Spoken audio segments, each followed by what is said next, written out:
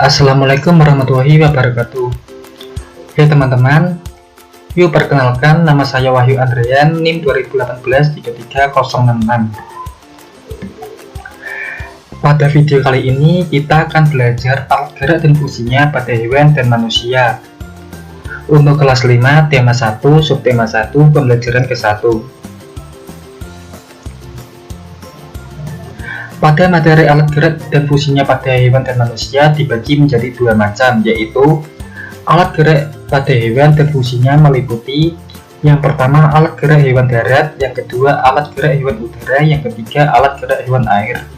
Untuk materi yang kedua, alat gerak pada manusia dan fungsinya, yaitu meliputi yang pertama tulang atau rangka, yang kedua otot, yang ketiga sendi. Sebelum kita lanjut ke materi, yuk kita belajar mengapa makhluk hidup perlu bergerak. Makhluk hidup bergerak untuk melakukan aktivitas atau untuk memenuhi kebutuhan hidupnya, semisal mencari makan atau menghindari serangan musuh atau pemangsa.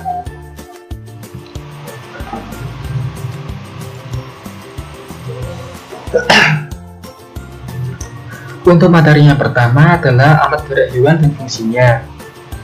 Untuk yang A, alat gerak hewan darat. Alat gerak hewan darat dapat berupa kaki atau otot perut. Kaki digunakan untuk melompat, berjalan, atau berlari.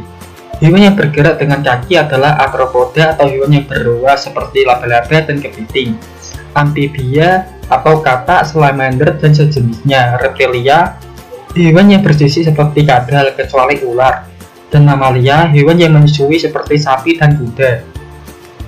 Otot perut digunakan sebagai alat gerak oleh hewan darat tidak berkaki seperti ular dan siput atau gastropoda. Pada hewan-hewan ini, otot perutlah yang mengalami peregangan dan pelemasan untuk mendorong hewan darat ke depan.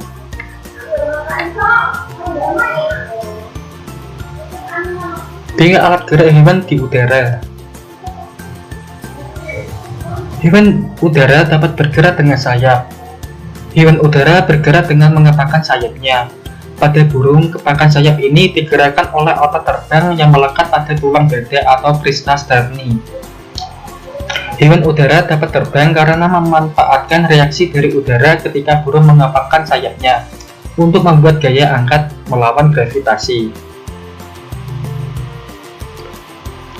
Untuk yang C, alat gerak hewan air.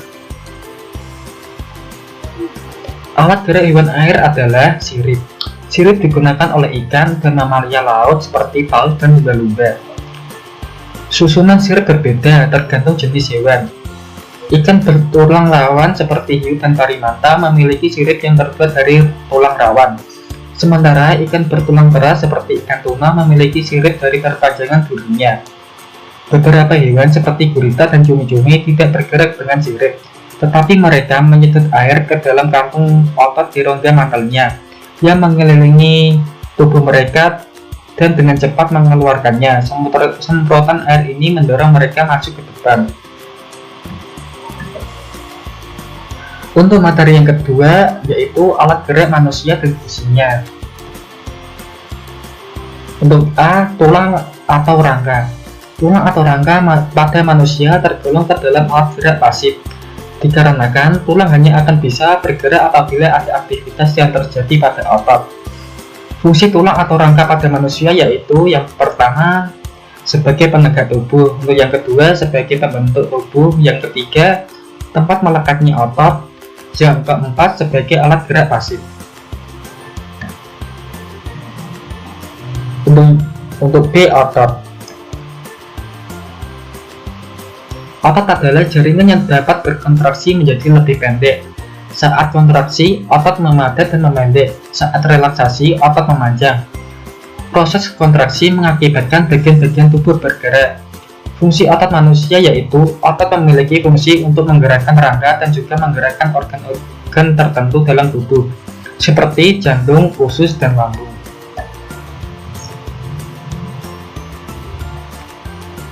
Untuk C, sendi. Sendi adalah tempat bertemunya dua tulang atau lebih. Dengan adanya sendi, hubungan antar tulang-tulang tubuh dapat digerakkan. Fungsi sendi pada manusia adalah sebagai penghubung antar tulang agar tulang dapat bergerak. Selain itu, sendi berfungsi untuk fleksibilitas dan penggerakan pada tempatnya, serta sebagai poros geraknya.